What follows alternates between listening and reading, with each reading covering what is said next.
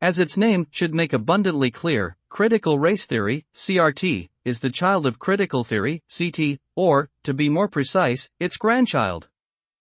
Critical theory is the immediate forebearer of critical legal theory, CLT, and CLT begot CRT. As we discussed in this backgrounder, however, there are strong thematic components linking CT, CLT, and CRT. Among these are the Marxist analysis of society made up of categories of oppressors and oppressed, an unhealthy dollop of Nietzschean relativism, which means that language does not accord to an objective reality, but is the mere instrument of power dynamics. The idea that the oppressed impede revolution when they adhere to the cultural beliefs of their oppressors, and must be put through re-education sessions. The concomitant need to dismantle all societal norms through relentless criticism, and the replacement of all systems of power and even the descriptions of those systems with a worldview that describes only oppressors and the oppressed. Far from being merely esoteric academic exercises, these philosophies have real-life consequences.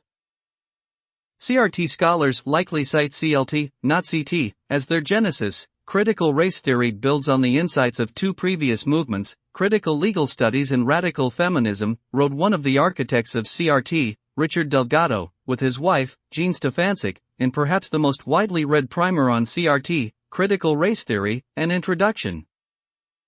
Angela P. Harris, also a major early figure of CRT, agrees, though she attributes co-parentage to a different source. She said, "For me, critical race theory, CRT, began in July of 1989, at the first annual workshop of critical race theory at St. Benedict's Center, Madison, Wisconsin. CRT looked like a promise, a theory that would link the methods of critical legal studies, CLS, with the political commitments of traditional civil rights scholarship in a way that would revitalize scholarship on race and correct the deconstructive excesses of CLS. This strong political commitment is at the core of CRT. Americans should defend civil rights, and we should actively work to eliminate racism in the U.S. and anywhere it exists, but as we document in this backgrounder, these noble aims are not the stated intentions of CRT's founders." Harvard academic Derek A. Ebell, the recognized godfather of the CRT movement, does not mince words in one of the essays laying out the radical aims of the theory. As I see it, critical race theory recognizes that revolutionizing a culture begins with the radical assessment of it. Critical race theory shares these goals with both critical theory and critical legal theory, or critical legal studies. This report offers the following. Gives a synopsis of these three related disciplines. This includes an explanation of how CRT specifically affects Americans today and a discussion of how CRT's ideas support the concept of identity politics and blend the ideas of victimization, group identity, and political action together, leading to a divisive civic and political culture. Explains how the Black Lives Matter organizations built an aggressive political movement on CRT's racially focused ideas apologists can use to justify violent riots. Discusses ways policymakers and educators are integrating CRT into K-12 instruction. Traces the roots of the school shooting in Parkland, Florida, in 2018 to a school policy dealing with student discipline that is being used by CRT advocates and researchers. Explains that the free speech crisis on college campuses today is the application of CRT's and CT's core tenets. Discusses CRT's impact on the workplace and diversity trainings, some of which pressure employees to become activists or to discuss controversial topics in the workplace. Offers examples of how entertainers, actors, critics, and others are using CRT's ideas to influence decision-making in Hollywood. Provides policy recommendations that are aimed at restoring the concepts of judging people not by the color of their skin but by their conduct and the need to protect liberty so that everyone, regardless of ethnicity or background, has the opportunity to pursue the American dream. Critical theory. The origins of critical theory can be traced to the 1937 Manifesto of the Institute for Social Research in Frankfurt, colloquially known as the Frankfurt School. One of the first examples of what has come to be called the Western Marxist schools of thought, the institute modeled itself on the Moscow-based Marx-Engels Institute. Originally, the school's official name was going to be the Institut für Marxismus, Institute for Marxism, but, ever desirous of downplaying their Marxist roots, its founders thought it prudent to adopt a less provocative title, according to one of the best histories of the school's work and of critical theory itself, The Dialectical Imagination, by Martin J. Critical theory was, from the start, an unremitting attack on Western institutions and norms in order to tear them down. This attack was aimed only at the West. Even though the manifesto, titled Traditional and Critical Theory, was written at the height of Joseph Stalin's purges, show trials, and famines, the school maintained an almost complete official silence about events in the USSR, according to J. The manifesto, written by the school's second director, Max Horkheimer, claimed that traditional theory fetishized knowledge, seeing truth as empirical and universal. Critical theory, on the other hand, held that man could not be objective and that there are no universal truths. This relativism was inherited from Friedrich Nietzsche and filtered through the dialectics of George Friedrich Hegel and his best-known disciple, Karl Marx. The Frankfurt School philosophers believed that a true epistemology must end the fetish of knowledge as such, which, as Nietzsche demonstrated, leads to abstract systematizing, wrote J. As for their Marxism, 3 years earlier, Horkheimer had let his true feelings for the Soviet state be known in a collection of short essays known as Dämmerung, in German, both dawn and twilight. He who has eyes for the meaningless injustice of the imperialist world, which in no way is to be explained by technical impotence, will regard the events in Russia as the progressive, painful attempt to overcome this injustice, he wrote.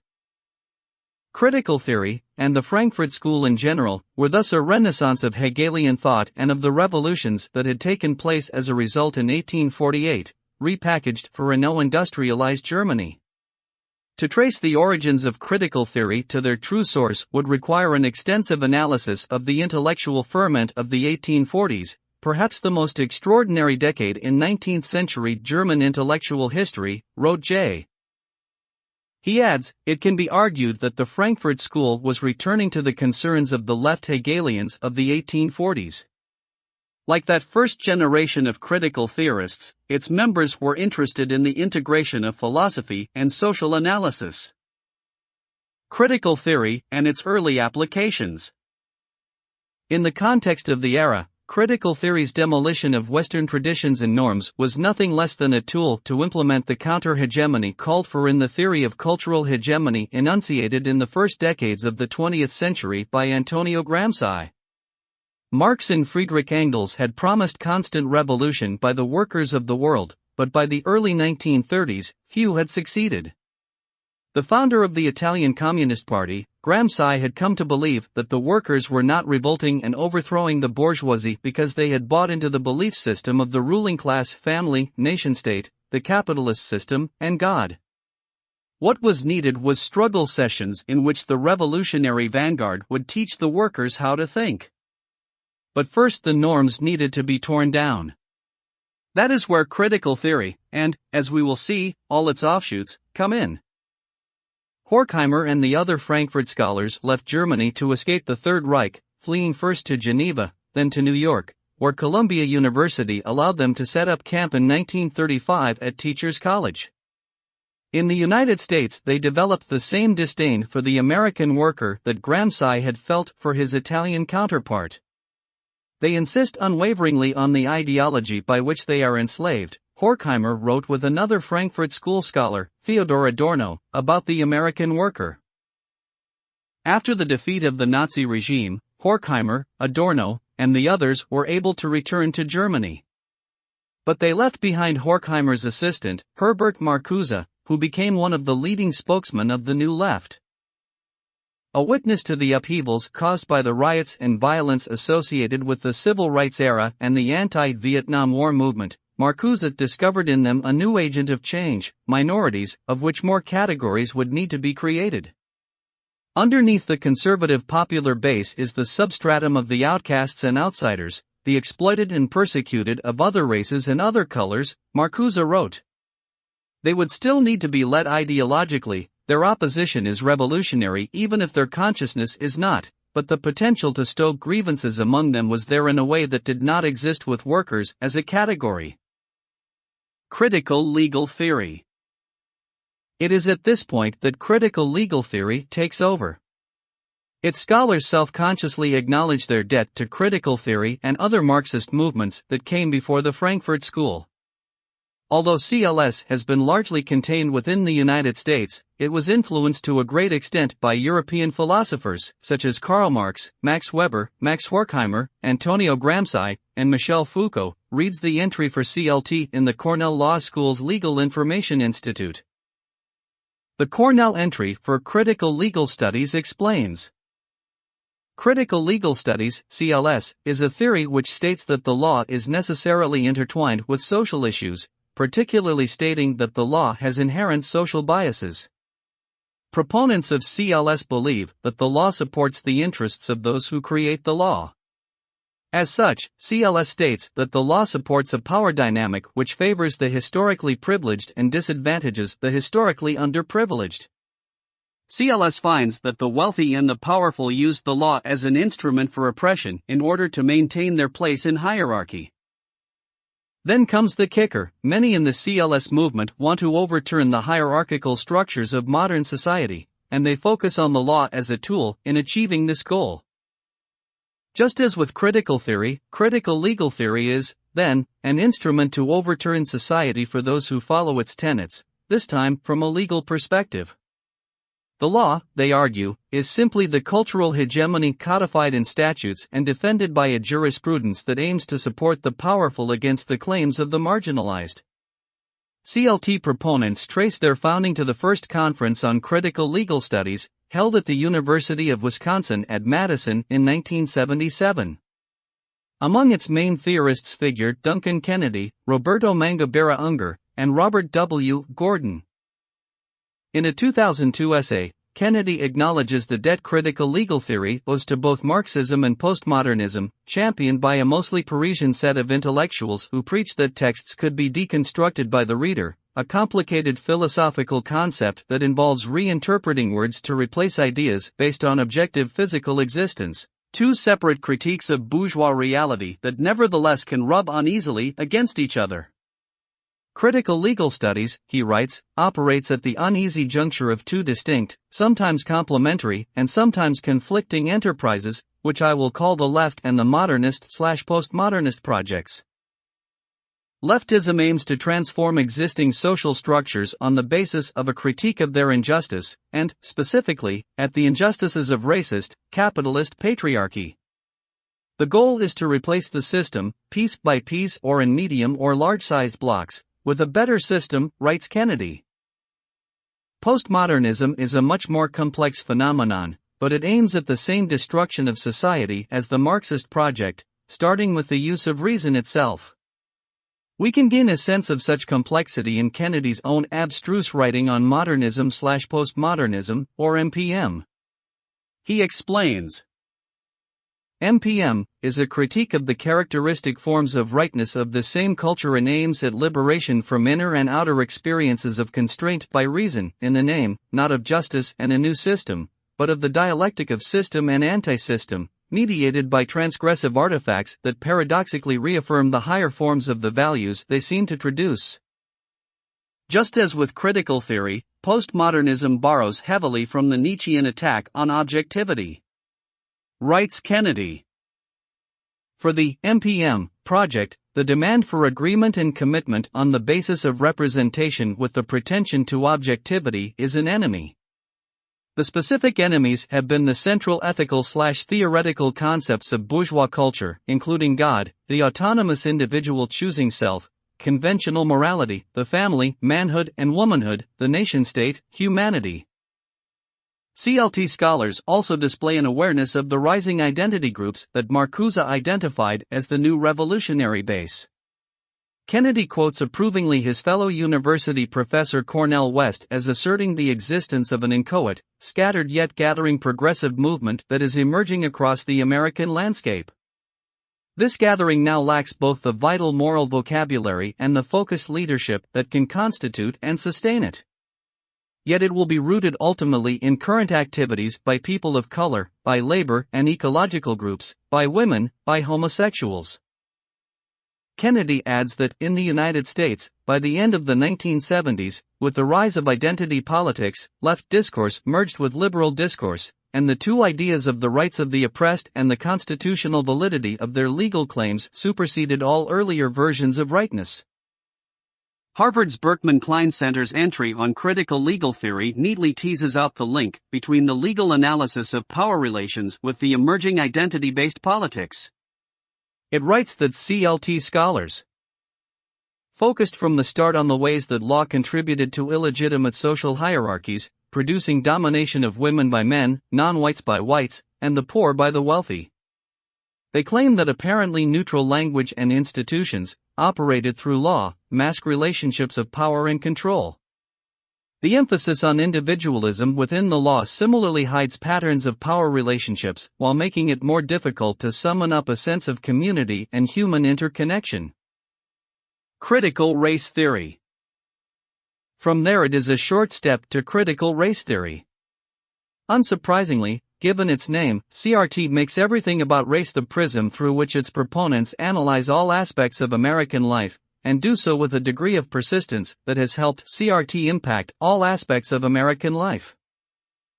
Derek Bell, referenced above, the widely acknowledged godfather of CRT, explains in the essay cited earlier that the work of CRT authors is often disruptive because its commitment to anti-racism goes well beyond civil rights, integration, affirmative action, and other liberal measures.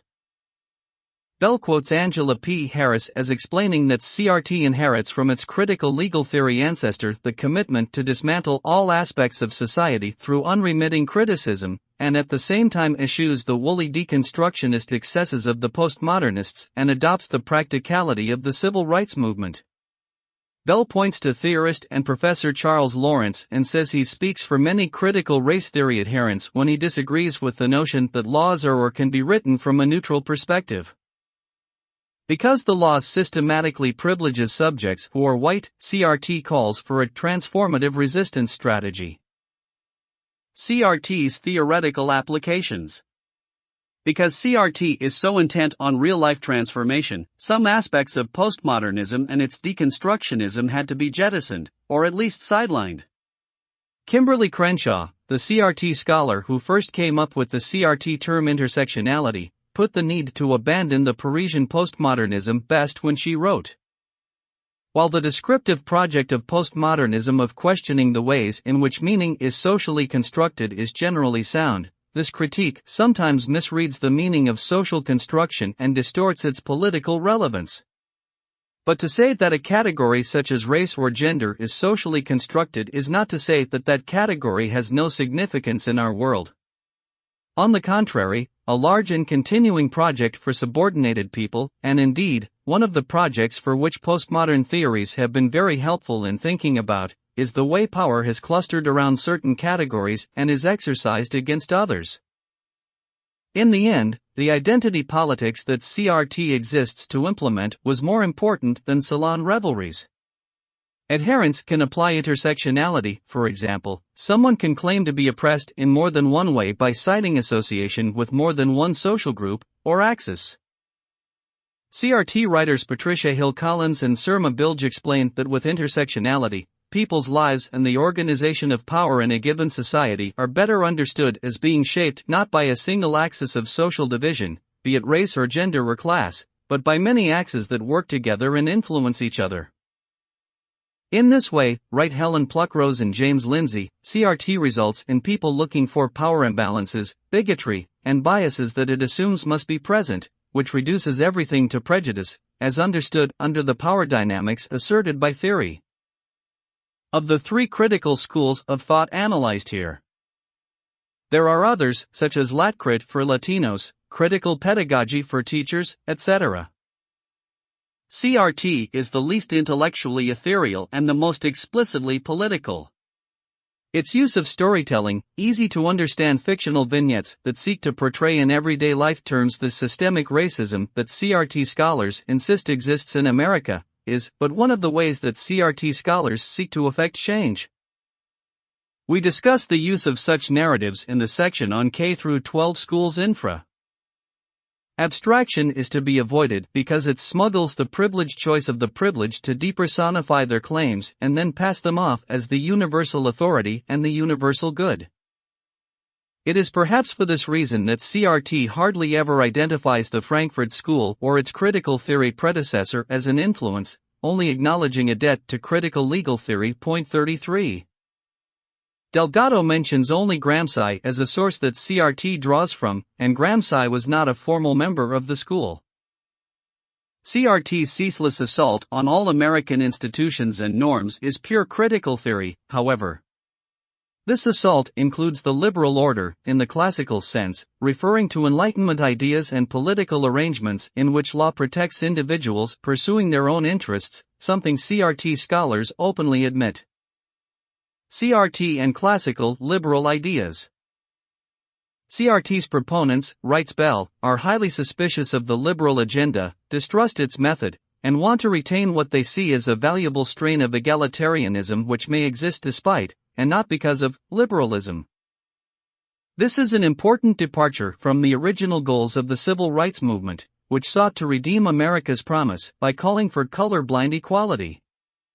Unlike traditional civil rights discourse, which stresses incrementalism and step-by-step progress, critical race theory questions the very foundations of the liberal order, including equality theory, legal reasoning, Enlightenment rationalism, and neutral principles of constitutional law, acknowledges Delgado. The radical egalitarianism obviously clashes with strong protections of property rights and any notion of equal protection under the law. These are not the only liberal rights to be thrown overboard. Freedom of speech is also in CRT's sights. Being committed to free speech may seem like a neutral principle, but it is not. Thus, proclaiming that I am committed equally to allowing free speech for the KKK and 2 Live crew is a non-neutral value judgment, one that asserts that the freedom to say hateful things is more important than the freedom to be free from the victimization, stigma, and humiliation that free speech entails. Thus we arrive at today's cancel culture. Even the idea of rights itself, the very concept upon which this country was founded, is a target of CRT. Crits are suspicious of another liberal mainstay, namely, rights, observes Delgado, using the informal abbreviation CRT writers sometimes employ to describe themselves. The more radical CRT scholars with roots in racial realism and an economic view of history believe that moral and legal rights are apt to do the right holder much less good than we like to think. Think how that system applauds affording everyone equality of opportunity but resists programs that assure equality of results. Rights are alienating. They separate people from each other, stay away, I've got my rights, rather than encouraging to form close, respectful communities. The liberal principle that we universally derive these rights from a common humanity and human faculties we all share equally comes under the gun. Classical liberalism is overly caught up in the search for universals, writes Delgado. What CRT proponents want is individualized treatment, context, that pays attention to minorities' lives. 39. The concepts of rights is indeterminate, vague and disutile, in Bell's words. Legal and administrative neutrality, too, is an enemy because it gets in the way of uplifting such minority voices. Also, and this is a recurring theme with all critical schools, starting with Horkheimer, if not Nietzsche, neutrality is impossible to attain. On this point, Bell cites Lawrence again. Charles Lawrence, a law professor, speaks for many critical race theory adherents when he disagrees with the notion that laws are or can be written from a neutral perspective. Lawrence asserts that such a neutral perspective does not, and cannot, exist, that we all speak from a particular point of view, from what he calls a positioned perspective. The problem is that not all positioned perspectives are equally valued, equally heard, or equally included. From the perspective of critical race theory, some positions have historically been oppressed, distorted, ignored, silenced, destroyed, appropriated, commodified, and marginalized, and all of this, not accidentally. CRT is purposely political and dispenses with the idea of rights because it blames all inequalities of outcome on what its adherents say is pervasive racism in the United States. White supremacy, a term that comes up repeatedly in CRT discourse and continues to be heavily used today by leaders of the Black Lives Matter organizations, must be smashed. White supremacy does not mean an actual belief in the superiority of white people, however. It can mean anything from classical philosophers to Enlightenment thinkers to the Industrial Revolution. One of the most famous practitioners of CRT today, Robin DiAngelo, writes in her book, White Fragility. White supremacy is a descriptive and useful term to capture the all-encompassing centrality and assumed superiority of people defined and perceived as white and the practices based on this assumption. White supremacy in this context does not refer to individual white people and their individual intentions or actions but to an overarching political, economic, and social system of domination. Again, racism is a structure, not an event. While hate groups that openly proclaim white superiority do exist and this term refers to them also, the popular consciousness solely associates white supremacy with these radical groups. This reductive definition obscures the reality of the larger system at work and prevents us from addressing this system. I hope to have made clear that white supremacy is something much more pervasive and subtle than the actions of explicit white nationalists. White supremacy describes the culture we live in, DiAngelo writes. Its use is a very successful example of the left's use of strategic ambiguity in the pursuit of a rather large and ambitious goal.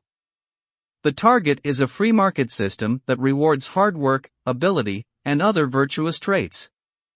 Other CRT terms that have specific and unique meanings when used by its practitioners are equity, diversity, inclusion, and people of color. CRT speakers have also developed peculiar turns of phrase that are specific to the group. Supporters are said to be in allyship or in relationship. The U.S. is said to be a carceral state. How does critical race theory affect you? Because of their strong political commitment to transforming the United States, CRT writers make clear that they do not intend for what happens on college campuses to stay on campus. It is our hope that scholarly resistance will lay the groundwork for wide-scale resistance. We believe that standards and institutions created by and fortifying white power ought to be resisted, writes Bell. On that score, we must pronounce CRT to have been a resounding success. CRT has broken out of the classroom and become the philosophy of wide-scale resistance. It is useful to identify a few of the ways with which it impacts the daily lives of Americans. Identity politics. CRT has become the academic body of work that underpins identity politics, an ongoing effort to reimagine the United States as a nation not of individuals and local communities united under common purposes, but as one riven by groups based on sex, race, national origin, or gender, each with specific claims on victimization. These identity categories correspond to Marcuse's new revolutionary base, the substratum of the outcasts and outsiders, the exploited and persecuted of other races and other colors. The identities are often artificial ones manufactured by government itself, examples being the Hispanic and Asian American pan-ethnicities contrived in 1977 by the Office of Management and Budget, OMB, or the 31 genders approved by the New York City Commission on Human Rights. Under identity politics, America is no longer a country where the individual is the central agent in society, who, because of his very existence, possesses individual rights. Instead, membership in the official categories becomes the identity that matters when it comes to rights, mostly positive rights, not natural ones, responsibilities, and everything else. Identity politics has become the new paradigm under which many Americans now operate. Victimhood is what commands attention, respect, and entitlements, seen as compensatory justice. CRT emerged contemporaneously with the proliferation of these identity categories in America and became the philosophical tool to implement identity politics and the attempt to transform the United States. Race, Racism and American Law by Derek Bell includes toward the end a chapter for racism and other non-whites, among whom he names for the United States the Chinese, the Japanese, and the Mexicans.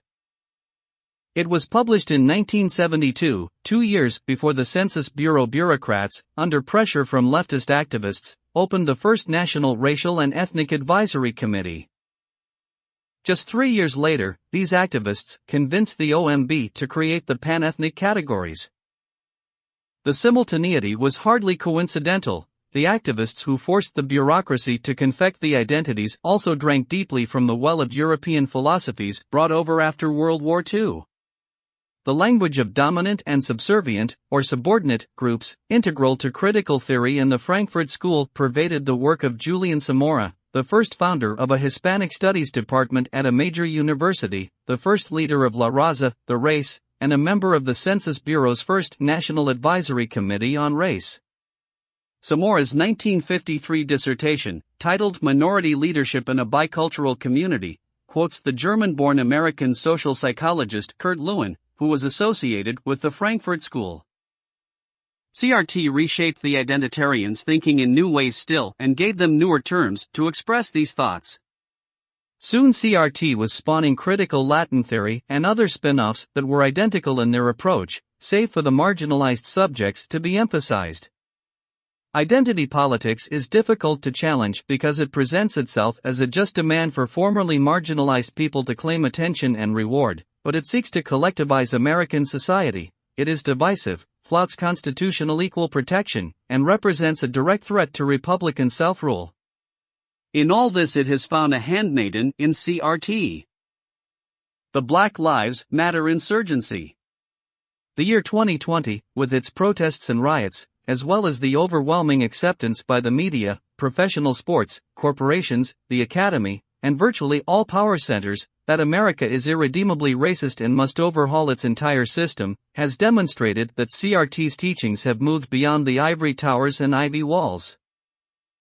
How much of CRT's success has contributed to America's current obsession with race is a question that can be answered through data analysis. A separate question is how much CRT scholars, trainers, and consultants have benefited as a result of this year's violence. The answer to the latter is, conclusively, a lot. Though some may think that the new scrutiny of racial explanations for all aspects of American life may have been sparked by the death under police custody of George Floyd on May 25, 2020, an analysis for the publication The Tablet by Zach Goldberg, a doctoral candidate at Georgia State University, in August 2020 discovered the inverse is true. He writes, countless articles have been published in recent weeks, often under the guise of straight news reporting, in which journalists take for granted the legitimacy of novel theories about race and identity. Such articles illustrate a prevailing new political morality on questions of race and justice that has taken power at the New York Times and Washington Post, a worldview sometimes abbreviated as wokeness that combines the sensibilities of highly educated and hyper-liberal white professionals with elements of black nationalism and academic critical race theory. But the media's embrace of wokeness did not begin in response to the death of George Floyd. This racial ideology first began to take hold at leading liberal media institutions years before the arrival of Donald Trump and, in fact, heavily influenced the journalistic response to the protest movements of recent years and their critique of American society. What Goldberg discovered through regression analyses of articles is that a rapid proliferation of articles employing the tropes of critical race theory to ascribe racial guilt in the American system represents a reckoning with white supremacy and inequality. The jargon of CRT had seeped into American media, and thus into Americans' collective consciousness, years before the Trump presidency, long before Floyd's death. Goldberg explains. Starting well before Donald Trump's rise to power, while President Obama was still in office, terms like microaggression and white privilege were picked up by liberal journalists.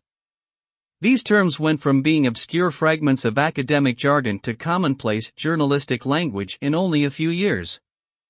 During this same period, while exotic new phrases were entering the discourse, universally recognizable words like racism were being radically redefined. Along with the new language came ideas and beliefs animating a new moral political framework to apply to public life and American society. All the beliefs that are espoused today by the three founders of the Black Lives Matter organizations, Alicia Garza, Patrisse Cullors, and Opal Tometi, that America is institutionally/structurally/systemically racist, that its legal system protects the powerful and amounts to racism codified in statutes, that neutrality and objectivity are impossible to obtain, that objectivity and individuality are privileges, that the gauge by which to judge America is equality of outcome, that speech and other rights must be suppressed in order to protect the marginalized, come straight from the CRT canon. Writing about the impact that Michael Brown's death in August 2014 had on the nation, the academic James A. Lindsay observed, Brown's death mainstreamed Black Lives Matter and, in many respects, many of the core claims and assumptions of critical race theory throughout 2015 and 2016. Its fundamental claim was that America was systemically racist and that this could be seen most clearly in the American police, criminal justice, and penal systems. That none of this was true was irrelevant as Black Lives Matter mainstreamed the idea that lived experience and lived realities are more important arbiters of truth than truth itself. These beliefs are central to the core assumption of critical race theory that counter-stories and narratives are more important than facts and truth where systemic racism, and other systemic oppression, is concerned. This, storytelling, counterstory, and narrative related in service to politically black identity political goals should be forwarded over truth, is usually listed in the top 5 cornerstone assumptions of critical race theory. A September 2020 report from the U.S. Crisis Monitor, which receives support from Princeton University, revealed that BLM activists were involved in 95% of the riots between June 2020 and September 2020 for which the identity of the perpetrator was known. When the Claremont Review's Charles Kessler called the disturbances the 1619 riots, after the CRT-influenced New York Times project that places slavery at the center of everything in America, the architect of the project, Nicole Hannah-Jones tweeted, "It would be an honor. Thank you." Curriculum and Action Civics in K-12 schools. The dissemination of curricular content and instruction based on CRT in K-12 schools is second only in scope to the presence of CRT in post-secondary instruction, where CRT originated. The spread within college and university-level syllabi and journal articles took place over the course of many decades throughout the 20th century, while the effects on K-12 schools in such areas as social studies, history, and civics have, by comparison, become visible more recently. The material distracts educators and students away from rigorous learning content, while also teaching ideas that undermine the value of individual liberty and America's founding ideals and further embedding the concept of systemic racism in the public conscious. These distractions come at a time when state and school officials do not require enough civics-related instruction in school, and there are wide learning gaps in core subjects like reading and math between children from different ethnicities, all subjects that need more, not less, attention. Academic literature produced in the past 20 years by educational theorists on K-12 curriculum argue that narrative stories and stories from personal experiences, hallmarks of CRT, should replace instruction about facts. In a widely cited 1998 article from Qualitative Studies in Education, Gloria Latson-Billings writes, "The use of voice or naming your reality is a way that CRT links form and substance in scholarship." She further writes, "Much of reality is socially constructed." Aligned with the foundational ideals of CRT, Latson-Billings says, critical race theory sees the official school curriculum as a culturally specific artifact designed to maintain a white supremacist master script. Notably, she closes the piece by saying, "I doubt if CRT will go very far into the mainstream. Rather, CRT in education is likely to become the darling of the radical left, continue to generate scholarly papers and debate, and never penetrate the classrooms and daily experiences of students of color." She was wrong. Districts around the country have integrated CRT into school curricula. Both of the nation's largest teacher unions support the Black Lives Matter organization, with the National Education Association specifically calling for the use of Black Lives Matter curricular materials in K-12 schools. This curriculum is committed to ideas such as a queer-affirming network, which have nothing to do with rigorous instructional content, and promotes racially charged essays such as Open Secrets in first-grade math, teaching about white supremacy on American currency. As of 2018, officials in at least 20 large school districts, including Los Angeles and Washington, D.C., were promoting Black Lives Matter curricular content and the organization's Week of Action. According to an Education Week survey in June 2020, 81% of teachers, principals, and district leaders support the Black Lives Matter movement. Surveys are not clear on whether the prevailing sentiment among educators is support of authentic equality among individuals or of the divisive ideas espoused within the curriculum. State and school officials are integrating CRT material into instructional content. California Governor Gavin Newsom vetoed a bill this fall that would make an ethnic studies course a high school graduation requirement for students in the state, but work on the material saturated with CRT concepts continues. Newsom called on the State Board of Education to revise the curricular resources so that the materials are more balanced. Yet in his veto letter, Newsom said he was pleased that many more schools and districts have recently joined the hundreds of schools across our state that have adopted ethnic studies courses, and we intend to support these schools with professional development resources. He has already approved a proposal that makes an ethnic studies course a graduation requirement for the state university system. As of August 2020, the draft curriculum acknowledged CRT priorities such as power and white privilege, including statements such as, ethnic studies courses address race within the context of how white-dominated culture impacts racism, and educators can create and utilize lessons rooted in the four foundational disciplines alongside the sample key themes of 1. Identity, 2. History and movement, 3. Systems of power, and 4. Social movements and equity. The curriculum has an entire section devoted to intersectionality, the CRT concept explained earlier that allows someone to claim victimhood based on his or her identification with more than one group, such as being from a minority ethnicity, a lower economic class, and identifying with a specific gender, accelerating a search for power imbalances in society. As of this writing, the California Department of Education and State Board continue to revise the curriculum in anticipation of a March 2021 release, even if the material is not yet required for graduation.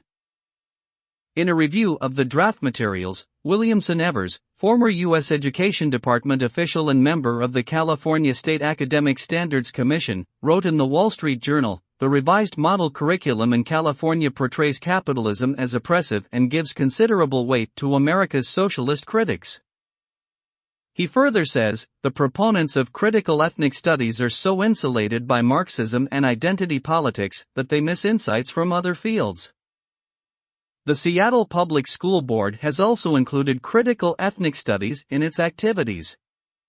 In 2017, the board adopted a resolution that led to the creation of an ethnic studies task force that called for a decolonizing of school curricula, saying, "The school board acknowledges the academic research that associates the overwhelming dominance of Euro-American perspectives in textbooks, curricula, and instruction and marginalization of scholarship and accomplishments by people of color as contributors to disengagement from academic learning of many students of color." In the description of ethnic studies that the task force drafted, the documentation included CRT buzzwords and phrases such as critical analysis of the source and perspective of knowledge, analysis and critique of systems of oppression, historically and currently, to include colonialism, racism, patriarchy, and capitalism, and that objective of examining and dismantling white supremacy and institutional racism. The task force's notes emphasize that the course is not just a graduation requirement of a tacked-on elective, which appears to suggest that students should have regular interactions with the course and its ideas. In Ohio, the State Board of Education adopted a resolution listing the different achievement gaps between students from different backgrounds and then stating that the board shall offer training to board members to identify our own implicit biases so that we can perform our duties to the citizens of Ohio without racial bias, and require training for all state employees and contractors working with the Department of Education to identify their own implicit biases, resolutions that have nothing to do with instruction or improving student achievement. The resolution also called on the State Department of Education to review its curriculum and make recommendations for changes as necessary to eliminate bias. To their credit, the board has since invited Ian Rowe, charter school leader and co-founder of 1776 Unites, an organization dedicated to upward mobility, to offer a perspective that counters these ideas during one of their meetings. The Ohio Department of Education removed an anti-racist allyship starter pack that was posted on its website this year after complaints about racially charged material. Still, this focus on narratives and social issues comes at a time when 82% of black fourth graders read at or below what is considered a basic level, below the goal for what students should know at this grade, on a national comparison. This figure is 28 percentage points below the same measure for white students. In 2010, Pew Center research reported the staggering statistic that more black men ages 20 to 34 without a high school diploma are in prison than employed, which means educators are disadvantaging minority youth when they steer K-12 schools away from rigorous content and toward naming your reality. CRT scholarship on teaching methods is also used to advocate activism, which is dangerous considering the movement's preference for personal narratives over knowledge and historical facts. The Obama administration supported such activism in its 2012 report Advancing Civic Learning and Engagement in Democracy, a roadmap and call to action. In the report, then Education Secretary Arne Duncan called for a focus on action civics instead of just rote memorization of names, dates, and processes. Organizations such as the Sunrise Movement and Generation Citizen, along with the Mikvah Challenge at Chicago Public Schools, CPS, to name a few, have promoted action civics in the years since the report's release. Curricular content for action civics range from encouraging students to volunteer in their community to suggesting that teachers assign students, even elementary-age students, material that advocates for unionizing workers and protesting against gentrification. Complex subjects even for adults to consider.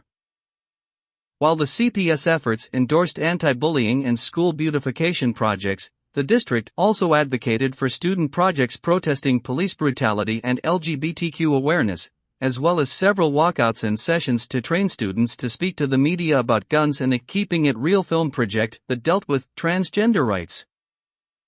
Some school systems have applied action civics to teaching disruptive protests. Seattle Public Schools include recommended reading material on its district website that says responses to the tragic death of George Floyd are violent and destructive because police officers and the National Guard themselves are initiating violence and white Americans have a long, storied history of violence and destruction in this country. The McIver Institute in Wisconsin reports that in the 2019 to 2020 school year, at least 5 marches were endorsed by school districts across the state, taking students out of the classroom to protest climate change and immigration policies and advocate for Black Lives Matter activities and gun control, to name a few. The action civics group Generation Citizen has sponsored student projects to advocate for more stringent mental health and social tolerance tests for NYPD, New York Police Department, applicants, and ban the use of plastic bags in Rhode Island retail stores, among others. Again, if this civic instruction was a call for more volunteer work or was somehow aligned with core subjects in which minority students still lag behind their peers, such instruction would be admirable. Yet research on student achievement in civics finds that students are woefully underprepared to understand civic participation and the functions of our nation's government. 76% of 8th graders scored at or below a basic level in civics on the most recent national comparison. According to iCivics, only 9 states require a full year of civic education in high school, and 10 states have no such requirement. 31 states only require civics to be taught for 1 semester. Just under half of all Americans cannot name all 3 branches of government, according to the Annenberg Public Policy Center at the University of Pennsylvania. Teacher training steeped in critical theory, called critical pedagogy, demands action, however, which, when paired with the denunciation of facts described above, begs the question of how students are supposed to know what kind of action is appropriate and what is not. After the Trump administration supported policies that drew attention to the problems with CRT in education and the so-called anti-racism training of the federal workforce, two associate professors wrote in Education Week that the U.S. Department of Education should not reject CRT but should ensure principals and teachers learn how it can be applied to address long-standing educational inequities and encourage federal agencies and public schools to embrace critical race theory.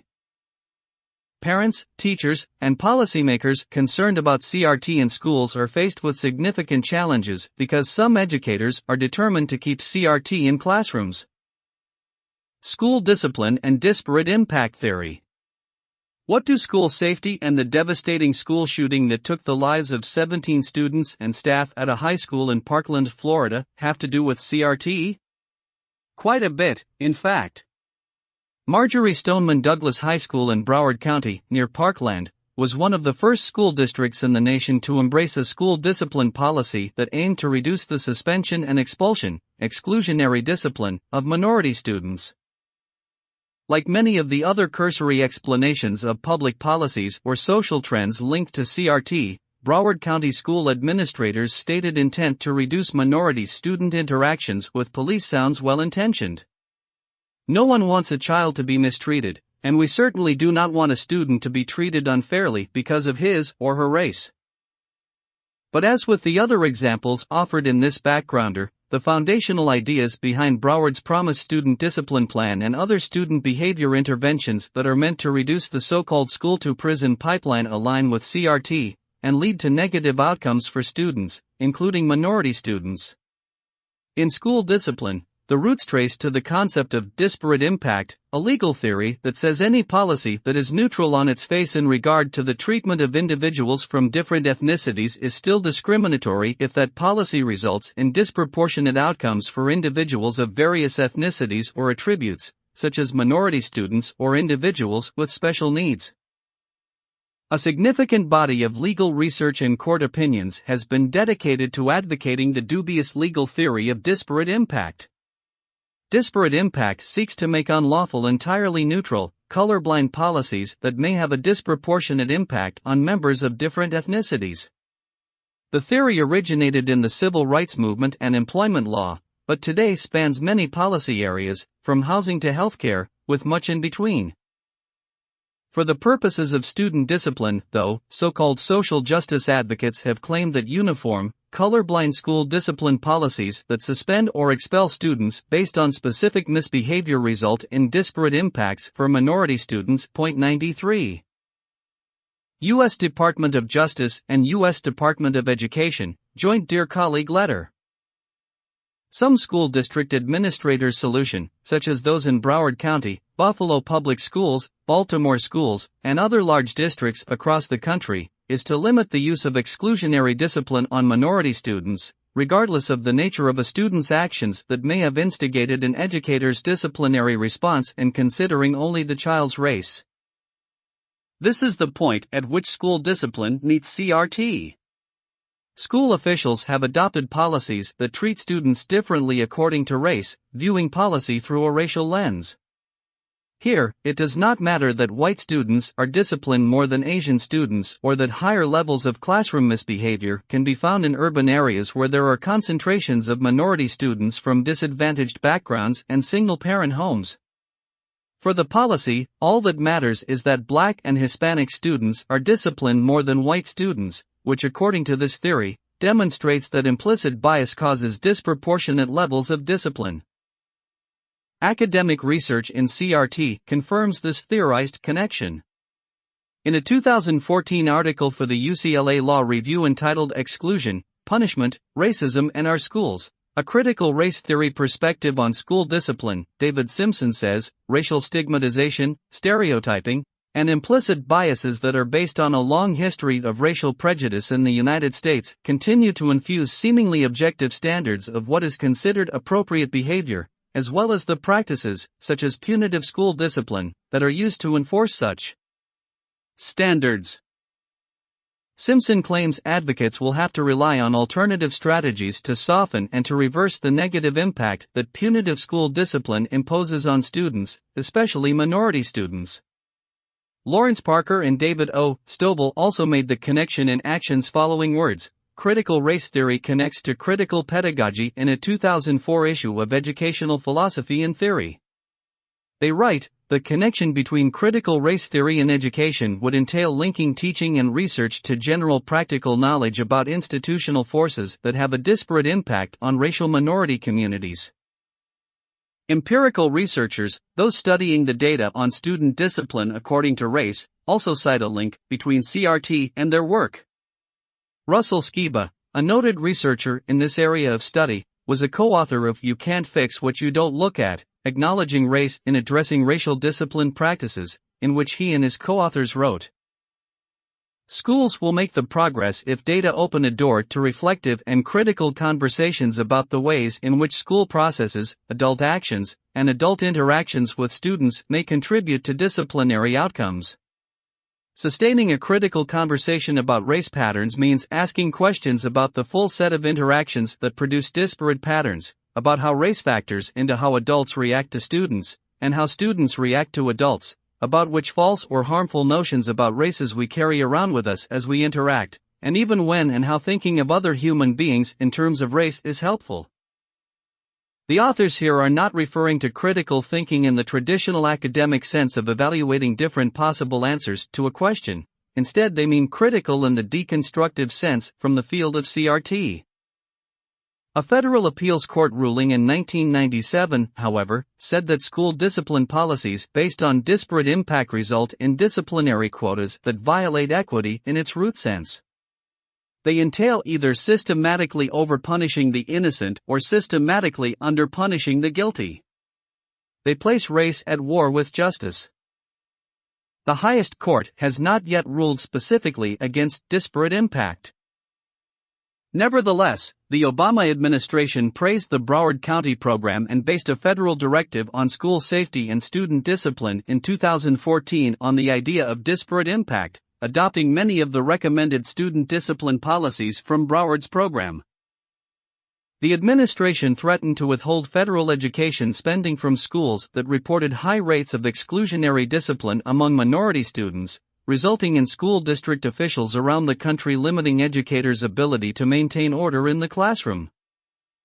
While zero-tolerance policies that suspended or expelled students with little review of a particular incident can be too harsh, research finds that limiting exclusionary discipline keeps disruptive and even dangerous students in the classroom. Research finds this policy puts the peers of disruptive students at risk and correlates with lower academic achievement outcomes for affected students.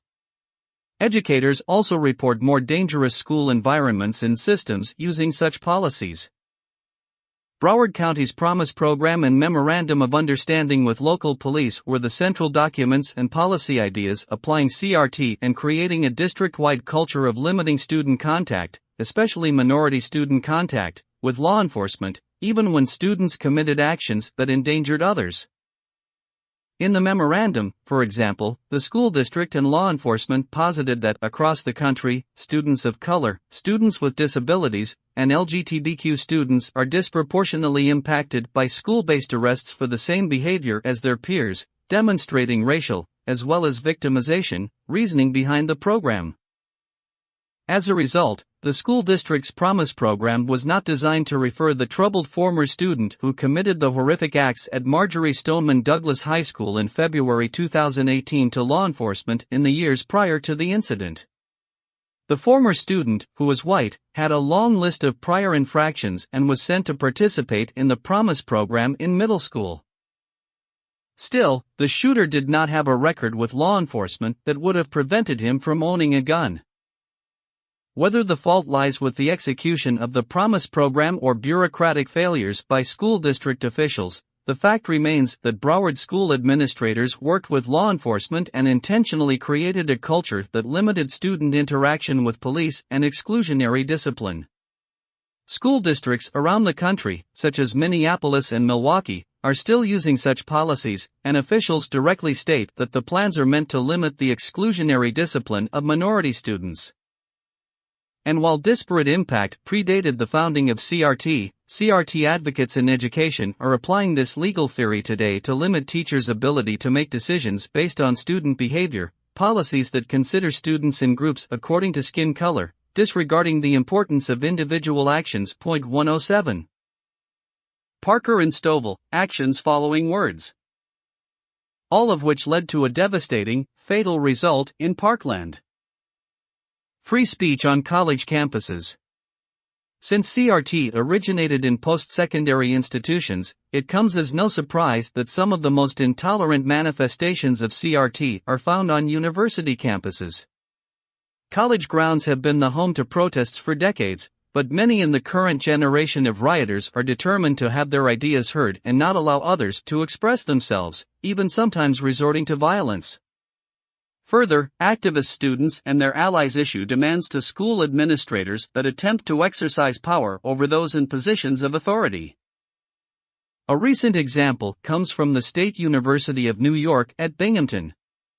In November 2019, disruptive students attacked a college Republicans display, destroying the flyers and papers on the table, then overturning the tables, all while threatening the students who had set up the display. Not only did the rioters want to oppose the ideas being displayed, they did not want those ideas to even be available for consideration by anyone else. Rioters were determined to do this again just days later, when the College Republicans and Young America's Foundation, YAF, invited the noted economist Arthur Laffer to speak on campus. Campus officials offered students who disagreed with YAF and Laffer a lecture hall in which to hold their own event, but the rioters chose instead to block Laffer's lecture. Rioters used physical force to demonstrate their power and shouted down the speaker, standing on desks and screaming until police intervened and stopped the entire event. While school administrators did not enforce consequences on the disruptive students, school officials did commit resources to an initiative that will scrutinize campus police activities in response to the death of Jacob Blake in Kenosha, Wisconsin. Notwithstanding that the Laffer shutdown happened on the Binghamton campus and involved enrolled students, while the Blake incident took place in an entirely different state, university leaders said they recognized protesters calling for racial justice as part of an incident that had nothing to do with what was happening on campus. The common refrain from progressive observers is that conservative students are the only ones who complain about speech-related incidents. This can be easily refuted, however, by citing statements from groups like the SUNY Binghamton College Democrats who condemned this shutdown, even though they disagreed with college Republicans on policy issues. Shutdowns such as this are not a partisan issue, but an indication of a specific worldview that aligns with CRT and its progenitor, critical theory, which rioters have adopted. Other examples clearly illustrate the connection between shutdowns on campus and CRT. In April 2018, Columbia University students marched to the school library and made demands taken straight from the writings of CRT theorists. The students wanted to decolonize Columbia and demanded the university replace or rename statues, make its curriculum more diverse, increase faculty diversity, recognize the debt owed to marginalized peoples such as the Lenape people, Native American tribes that lived in the Northeast, and recognize the decision by graduate students to unionize. In a show of force and disregard for authority, students ignored law school dean Yadira Ramos Herbert, who told students they were in violation of school rules and directed them to leave so that students could study. Over the past decade, events such as these have occurred at colleges around the country, sometimes involving the shutdown of a university president, such as at Duke and the University of Oregon, or the occupation of or damage to large areas of a campus surrounding a professor or invited speaker's remarks, such as at Evergreen State College and the University of California, Berkeley in 2017. Observers must note the language and terms students used during these campus takeovers are pulled directly from CRT. At Evergreen, a self-described progressive institution, rioting students intimidated Professor Brett Weinstein during the spring of 2017, gathering around Weinstein and chanting, "We want to dismantle the anti-blackness campus-wide. We want to give some sense of solidarity and provide safety." Weinstein's offense was objecting to an unofficial campus policy of requiring white individuals not to come to campus for a day. The Evergreen saga is powerfully documented in a series of videos created by Mike Nana that make for terrifying viewing. Rioting students occupied administrative buildings, at one point trapping the school president in his office and only allowing him to use the bathroom under escort. Yale students and faculty made headlines in 2015 when students demanded the removal of two professors. One of these faculty, noted early childhood scholar Erica Christakis, wrote an email to the school community suggesting the school administration's guidelines regarding Halloween costumes deserved more consideration and might be heavy-handed. Angry students confronted Erica's husband, Nicholas, saying the school was no longer a safe space, with another student saying the professor's words were an act of violence, an idea drawn from critical theory that words and discourse create reality and therefore can cause physical harm. Offended students drew from CRT's language and ideas in a written response to Erica's email, saying the school itself suffers from intolerable racism that students of color experience every day, then touched on intersectionality by saying Yale has a long history of racism, which has disproportionately harmed women of color. Again, such demands from a college community are becoming more common. Hundreds of Princeton faculty sent a letter to the university president earlier this year laced with CRT language. Anti-blackness is foundational to America, the letter says, and asks the administration to support us in this effort to disrupt the institutional hierarchies perpetuating inequity and harm. A group of students at Sarah Lawrence calling themselves the Diaspora Coalition occupied a building on campus in 2019 and issued a list of wide-ranging demands that included a mandatory first-year orientation session about intellectual elitism and classism, along with more free laundry soap. While CRT literature does not demand laundry services, its denunciation of free speech and classical liberal values that allow anyone, regardless of the color of his or her skin or family background, to live in a civil society are serious. Helen Pluckrose and James Lindsay write in Cynical Theories, certain views, academic views, shared by professionals, are considered too dangerous or even violent to be allowed a platform. Indeed, in 1968, critical theorist Herbert Marcuse wrote that society should only be tolerant of the ideas from oppressed groups, and that conservative ideas should be repressed. Marcuse wrote, "It should be evident by now that the exercise of civil rights by those who don't have them presupposes the withdrawal of civil rights from those who prevent their exercise, and that liberation of the damned of the earth presupposes suppression not only of their old but also of their new masters, withdrawal of tolerance from regressive movements before they can become active, intolerance even toward thought, opinion, and word, and finally, intolerance in the opposite direction, that is, toward the self-styled conservatives. To the political right, these anti-democratic notions respond to the actual development of the democratic society which has destroyed the basis for universal tolerance." CRT writers applied this idea to their area of study. Richard Delgado wrote in 1994, "We are raising the possibility that the correct argument may sometimes be, the First Amendment condemns the suppression of speech, even hate speech, therefore the First Amendment, or the way we understand it, is wrong." Still more pointedly, Delgado and Jean Stefancic write in Critical Race Theory, an introduction, if one is an idealist, campus speech codes, tort remedies for racist speech, diversity seminars, and increasing the representation of Black, brown, and Asian actors on television shows will be high on one's list of priorities. Again, remember CRT founder Derek Bell's comment cited earlier in this backgrounder that CRT scholarship should incite rebellion, and most critical race theorists are committed to a program of scholarly resistance, and most hope scholarly resistance will lay the groundwork for wide-scale resistance. In addition to CRT's central tenets of disrupting systems of power and destabilizing classical liberal civil and political structures, CRT and critical theory object to free speech as a cornerstone of society. The themes and logical responses from CRT proponents are echoed by students who shot down professors, guest speakers, and even other students at colleges across the country. The workplace and CRT trainings. The CRT-influenced trainings that are often seen in America's workplaces and schools are little more than modern-day versions of the struggle sessions that Gramsci recommended for European workers in 1920s, in the sense that they seek to replace what its practitioners see as a cultural hegemony with a counter-hegemony.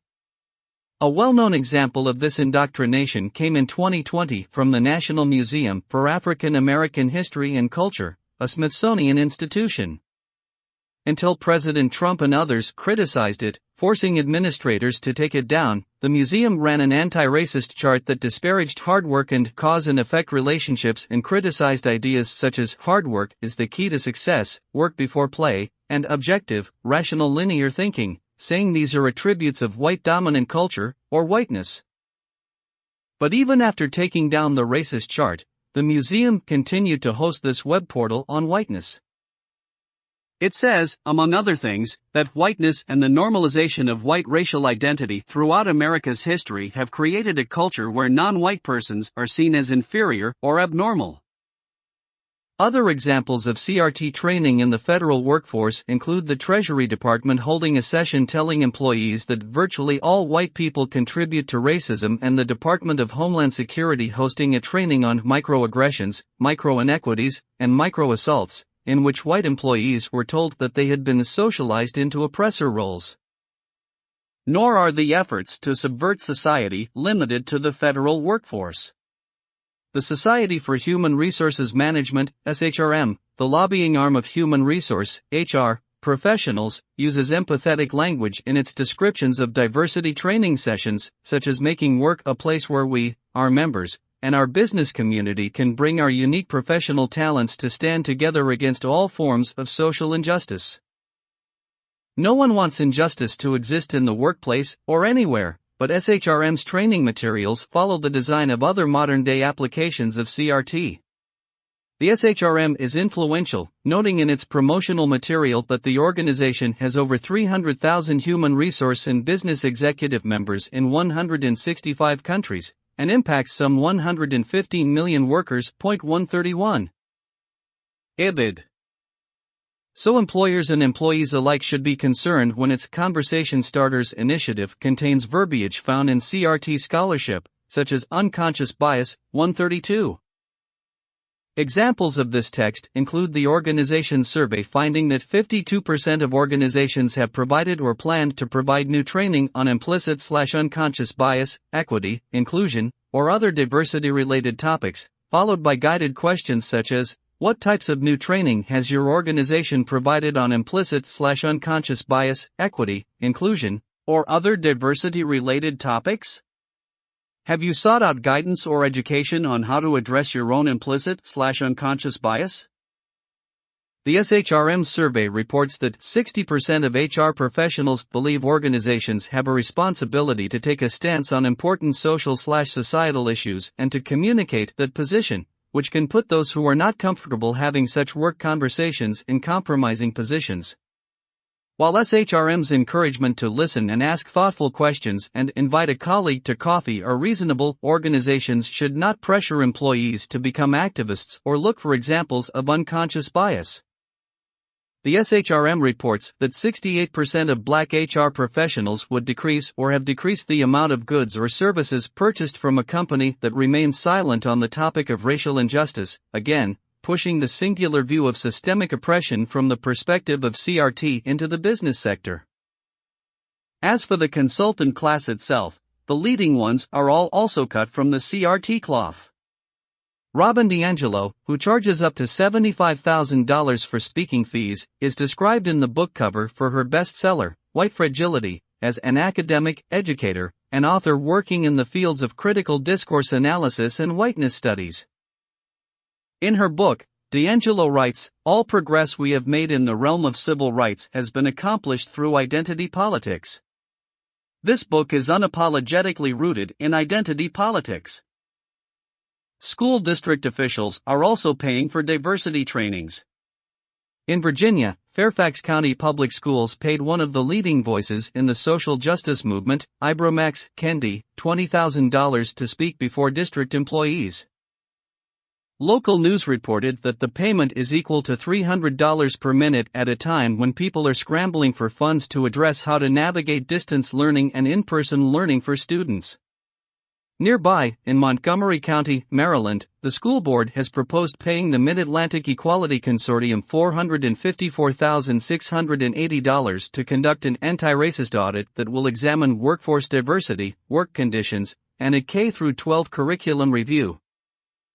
The Washington, D.C. Public School District says some 2,000 district employees have participated in diversity training programs hosted by the training group Courageous Conversations. Despite these rich rewards, many of the main practitioners of these CRT trainings, certainly the most famous ones, including D'Angelo, Kendi, Darnisa Amante Jackson, Glenn E. Singleton, and others, advocate abandoning capitalism, as all critical schools have for almost a century now. CRT's writers insist that capitalism is a system that rewards only Western traits. In a long New York Times Magazine profile in July 2020, Amante Jackson was described as all but utopian as she envisioned a movement away from capitalist, Western ideals and described a future education system that would be transformed, built around students telling their stories and listening to the stories of others. In the same article, D'Angelo is quoted as saying, "Capitalism is so bound up with racism, capitalism is dependent on inequality, on an underclass. If the model is profit over everything else, you're not going to look at your policies to see what is most racially equitable."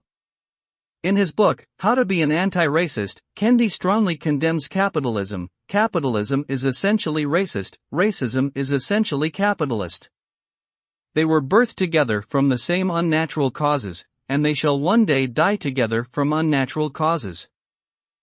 Despite their expressed desire to eradicate capitalism, D'Angelo addressed 184 Democratic members of the House of Representatives in June 2020, and Kendi's work is used by the National Museum of African American History and Culture, a Smithsonian institution. Media and entertainment. More evidence that CRT's proponents are not satisfied to leave any part of mainstream life untouched by the dogmas of intolerance and identity politics can be found in Hollywood. Writing in The Telegraph, sociologist Emma Dabiri said actress Zoe Saldana was not black enough to play singer Nina Simone in a movie. Simone's surviving family members also said Saldana was not black enough. Dabiri uses the parlance of CRT, saying race has been constructed by our society, and I am always sensitive to the advantages I might have in comparison with darker-skinned black women, because the truth is there is a huge difference in how society treats us. Dabiri misses the irony that her article criticizes Saldana for not being black enough, criticism that led Saldana to apologize in 2020 for taking the role, 4 years after the movie was released. Such incidents are increasingly common, as Douglas Murray explains in The Madness of Crowds. Critics have lobbed race-based screeds at actors such as Armie Hammer for simply being white and an actor, Murray explains. Reviewers criticized actress Scarlett Johansson for playing an Asian woman's consciousness inside a white android in the science fiction film Ghost in the Shell, with the naysayers seemingly unwilling to suspend belief, even when watching a science fiction film. At least these performers were able to ply their trade.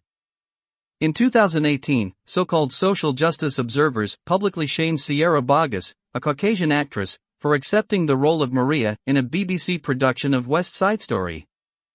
Boggess turned down the role in the wake of the criticism. Earlier this year, Kristen Bell and Jenny Slate, two high-profile actresses, announced that they would not play mixed-race characters in cartoons. Slate voiced a character whose fictional mother is Jewish and white, as Slate is personally. But since the character is also black, Slate says, black characters on an animated show should be played by black people. The Bell-Slate announcement is another clear example of how intersectionality, not meritocracy, nor color blindness, propels decision-making in entertainment, regardless of whether the actors and actresses are aware of the worldview underpinning their choices. In entertainment, as well as the education and workforce sectors of society, CRT is well established, driving decision-making according to skin color, and not because of individual value and talent. Furthermore, as CRT advocates express dogmas based in identity politics and other critical theory components in mainstream publications, the appearance of these concepts becomes more familiar to the viewing public, helping CRT proponents to normalize intolerance and the idea of systemic racism for the average viewer. Policy recommendations. Critical race theory and identity politics should not drive the government's creation of categories through the census and other surveys.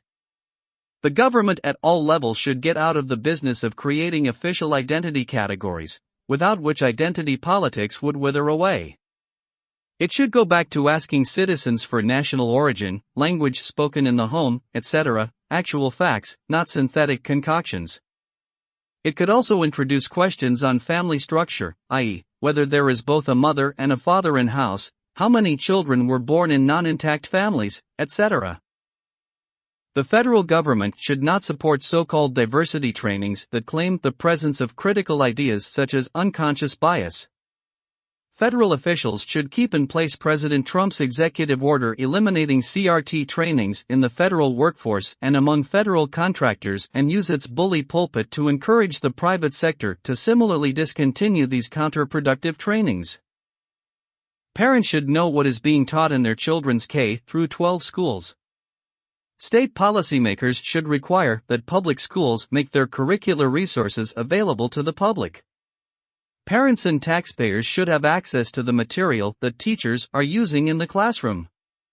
Some charter schools provide models to follow and already make these resources available. Such transparency will help families as they make decisions about how and where their children learn by evaluating the offerings of different schools and education institutions. Federal directives should not micromanage local schools' student discipline policies. Federal officials should not allow for the reinstatement of the Obama administration's 2014 Dear Colleague letter on disparate impact, and policymakers should review other sections of federal law to remove the concept of disparate impact. Point 149. U.S. Department of Education et al., Joint Dear Colleague letter. For example, disparate impact theory is included in the Individuals with Disabilities Education Act, IDEA, the federal law governing services and spending for children with special needs in public schools. Point 150. U.S. Code Section 1400, 2004. The Obama administration further embedded this idea in IDEA's regulations at the end of his administration. Federal, state, and local officials should allow educators and parents to work together to evaluate disciplinary incidents according to the circumstances and actions involved. School districts should not be required to maintain certain quotas of students who do or do not face exclusionary discipline.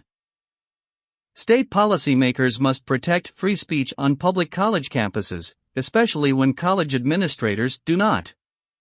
State lawmakers should consider proposals that require public university systems to provide student orientation sessions discussing free speech on campus. Policymakers in Alabama, Arizona, Georgia, North Carolina, and Wisconsin have models that other state officials should follow. State officials should also require public university governing boards to create policies that require university administrators to sanction anyone in a university community, including students, that violate someone else's expressive rights, up to and including suspension and expulsion. Administrators should refer violations of the law to law enforcement, but university officials should protect expressive rights through the enforcement of school codes of conduct. Conclusion. Critical race theory began as an academic concept, but we can find the ideas all around us today, from schoolhouses to the corporate world to Hollywood. Racism and intolerance should have no place in America, but CRT is more than just a philosophical objection to discrimination. When followed to its logical conclusion, CRT is destructive and rejects the fundamental ideas on which our constitutional republic is based.